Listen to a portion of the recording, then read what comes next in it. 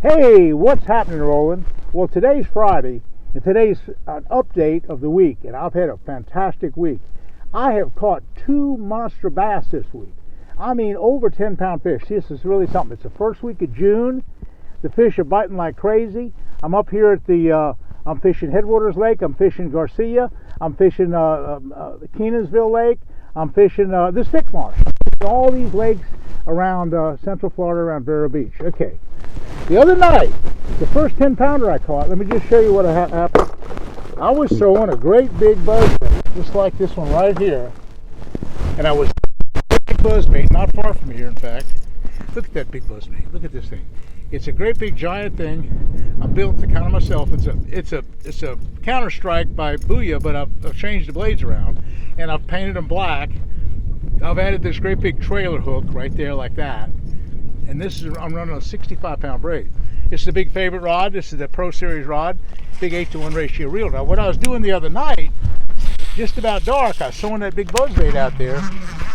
And look at that, it makes a lot of noise. It comes right along the grass. It's pretty weedless. It's not completely weedless, but it comes through that hydrilla pretty good, like right there. Listen to it. Can you hear it? Makes a lot of noise. Now throw it out there pretty far.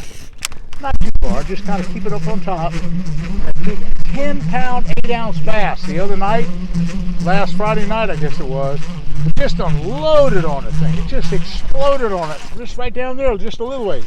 Monster 10-pound fish. One of the biggest I've caught all year. Well, anyway, that was the first lure I used, and that's a really good lure. Okay, now let's look at a second lure. Again, we were night fishing the other night. Let me just show you some other lures. Okay. How about this one? You talk about an old school. Here's one. Here's the old. Here's an old musky jitterbug. A musky jitterbug. And it's all set up for night fishing. I've cut that bottom hook out right here so it kind of slides over the grass good. And I can take a rubber band. In fact, the rubber band just fell off. And I can take a little rubber band and put those hooks like right there. And it comes through not these hyacinths so much, but it comes through lily pads, and it comes through hyacinths a little bit. It comes through hydrilla, and that thing I'm throwing it on a big flipping stick, 65-pound test line, and that's a good night lure. I got a funny story to tell you.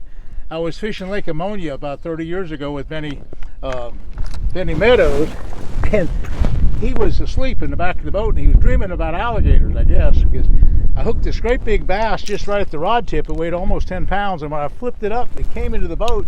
It landed in his lap. This great big 9-pound plus bass lands in Benny's lap, and Benny thought an alligator got him. He wakes up screaming, "An alligator's got me, oh my God!" And it was that big 9-pound bass. That was a funny story. Anyway, okay, that's 2 really great lures for night fishing. Let me just show you a third one that's really cool. And that is, I make up some really big spinnerbaits. Now, that's not just a regular blade. That is a Colorado, number 6 Colorado by Hildebrand. It's a really good blade. And plus the wind's blowing. That swivel is a real big heavy-duty swivel. Super heavy-duty swivel. The wire is super duper heavy. Really heavy wire. And again, a big hook and a big 3/0 trailer as well. That's a big 5/0 hook on the spinnerbait and a 3/0 trailer hook, all held together real big. Again, 65-pound test braid, a big flipping stick, and again, I'm throwing it in the kind of open edges. I'm not fishing the real heavy stuff. Okay, but that's one big thing. So that's my third choice of big lures at night. There's another lure that I kind of fish at night. I have one right here, if I got it. Find it. And that is a whopper plopper. I don't have a whopper plopper. Here's a whopper plopper. Here's a whopper plopper. Now I'll take spray paint. That's the 110 series. I use the 130 also at night. That whopper plopper makes a lot of noise. It comes across the water, it's like a buzz bait, but you need open water. You notice these treble hooks. This is not good in hydrilla. You got to fish this exclusively pretty much in open water. But the whopper plopper is a good noisy topwater for night. Now the water temperature right now, that I had it on a minute ago, is 86, 87 degrees. It's really warm. It's really warm, and so these fish, and it's only about 4 or 5 feet deep. Look, I'll just show you how deep it is. it's only this deep. Okay, it's that deep right there. Good clean bottom. So that's 4 foot. The water's pretty clear. So all the spinnerbait will work, the buzz baits will work, that big jitterbug will work, all those work. In fact, and also I have a backup Senko. So whenever I'm fishing at night or anytime, whether it could be daytime, and I'm using topwater, I always have a Senko ready. It's just laying there ready to go. It's in the dark, and I got it laying up in the front. So if something explodes on my topwater plug, whatever it is out there, boy, right away, boom, I'm throwing that Senko right on top of them. And that's a great, great backup. Okay, now, that's the first 10-pound bass. Let me tell you about the second 10-pound bass. I'm fishing today with Rick Mygatt. And Rick is right here. Rick's my cameraman. And Rick, what you doing, son? Watching Roland catch a big bass. Okay, well, he's caught a couple 4s, and you've caught 20 bass. Fish, yeah. And he's from Independence, Missouri. Correct. And also you fish Table Rock some. Correct. And you get morel mushrooms up there, you turkey hunt, and all the stuff up there in Missouri. That's right. That's kind of what I do. So let's see, let's get this camera so we don't touch anything. Make sure it's all staying up. Okay, it's all ready to go. Okay, so anyway, I said to Rick, Rick, I'm going to teach you how to flip. Now, this is what I did. I took this flipping stick, whichever flipping stick it is right here, and I said, okay, Rick, here's what I'm going to do. I'm going to take this 7.5 foot big old Select Series flipping stick, 65-pound test braid. I'm going to take this big old flipping weight. It's a 2 ounce. That's actually 2.5 ounces, that one, but 2 ounce work. And I put in a big creature bait on there, big heavy line, and here's what I'm doing. I'm dropping it in these hyacinths, just like this. So I said, okay, Rick, here's what I'm going to do. I'm going to drop it down there like this. I'll put the rod in my stomach like this, and I just jig it up and down 3 or 4 times. Okay, nothing hit that time. I did the second flip. I said, okay, this is a good looking spot. I did the second flip. I get it through those hyacinths. There, I went through it down, I went down. I took it up, nothing happened. Okay, so Rick, now watch. Now again, I'm instructing Rick just a few minutes ago. Okay, and then I come along and I come around with another spot just right over there. I drop it down. I take my thing. Bam! This giant bass hits. Let me just show you this giant bass. You think it's not a big fish? Let me just show you what a giant bass looks like. This is the giant bass. This is the giant bass. This is the giant bass. Look at this bass. Look at this bass. That is a bass and a half, son. That is a giant bass. That's over 10 pounds. That's over 10 pounds. That's huge, huge, huge giant bass. Well, that's what we caught, and that's 10.5 pounds. It's just a monster of a fish, and I was showing Rick just how to flip. And it wasn't the 3rd or 4th flip I made. And bam, this monster bass hits. I'm just putting it in the live well right now. I'm going to release it in just a second. But I wanted to show the camera a big fish. So anyway, again, I said to Rick, this has only been a few minutes ago. This was just today, just right now. I said, we're going to go down through all these hyacinths. We're going to flip all these areas.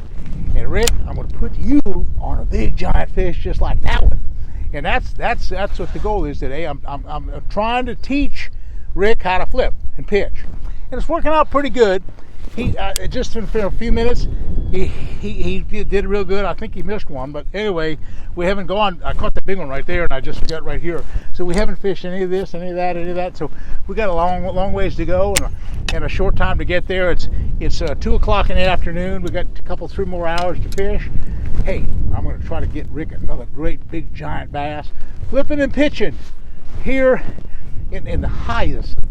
So that's kind of what's happening in my week. It's not many weeks where you catch 2 big giant 10-pound bass on artificial lures, but I've done it this week, and I'm so proud and I'm so happy, and I know I'm going to get Rick one as well. So that's kind of what's happening in my world, my week. It's just been a good week. Let me just show you one other thing about this flipping combination.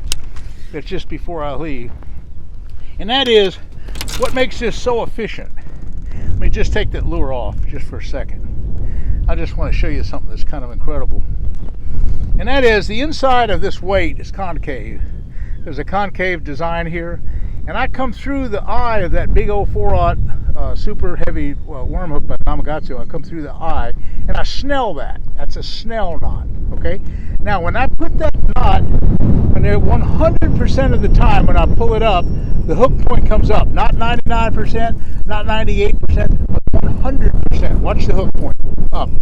Watch the hook point up. Watch the hook point up. Watch the hook point up. Watch the hook point up. Every single time that you ever set the hook point comes up. All the time. All the time. 100% of the time. If you snell it, and if you use a concave weight, like I have, a concave design and a good snell like that, your hookup ratios are fantastic. Okay, so I'm coming on this, in this case, this big otter deal. I'm coming through the head of the otter, coming down through here really good. Put it in position, kind of turn it, kind of skid, well, kind of hook it right to the center. Okay, now it's all ready to go. Take my big old flipping stick, 2 ounces, in fact that's it, over 2 ounces, and drop it right back in there, jig it around, didn't go through. This is heavy stuff there, it went through, went down to the bottom, so about 3 foot of water. Pump it up once, pump it up twice, pump it up 3 times. If nothing hits it, pull it up. We'll go to another spot. Okay, flip it out to another spot right here. Okay, to get it down, it hadn't gone down, it hadn't gone down. I kind of wiggle it, It didn't go down, it didn't go down. I didn't like that, didn't go in there. Try another spot, get in there. It still didn't go down. Stuff stick. Hard to get in there, it didn't go in there. Try this one over here. Okay. There, it went down. Okay, it went down. Got the rod in, ready to set the hook. 1 second. 2. Get up about 3 times. Nothing hit it 4 times. Get it out. Okay, I can go a little farther. I don't want to go too far. If I hook one way over there, I'm going to have a hard time getting it. Okay, I got it through there. Nothing hit it. Liable to be another big one in here. Sometimes they travel together, those big fish. But anyway, that's what we're doing. I'm working with Rick now, and I got him all fired up. He can't hardly wait because he's sitting there, he's foaming at the mouth. He said, Roland, I want to catch a big one. He wants to catch an 8-pounder. That's his goal, 8-pounder. I said, I don't know if we'll catch an 8-pounder, but we're going to try. That's our goal. But we've already caught a 10. So that's pretty good. Well, anyway, that's what's happening in my world. Monster bass biting here in Central Florida, and both night fishing and flipping the heavy cover. So that's kind of the story. We've tried some devil horses that worked this morning. We caught a couple fish just throwing the devil horse and just working it slow and easy. They were small. I had Rick put on a regular Cinco. He caught like 20 bass on the Cinco, a couple 4-pounders. And we even had a shiner. We put a couple shiners out. Anyway, we've tried a lot of things, but no monster bass. The monster bass was a flipping bass. So anyway, that's kind of what the deal is. Well, that's what's happening in my world, and that's what's. Listen, if you like what's going on and you like my updates, hit that likes button, and I appreciate your subscription. I got plenty of subscriptions now, and I'm so happy. It's really great. So anyway, that's what's happening in my world. We'll see you again soon. Thanks for watching.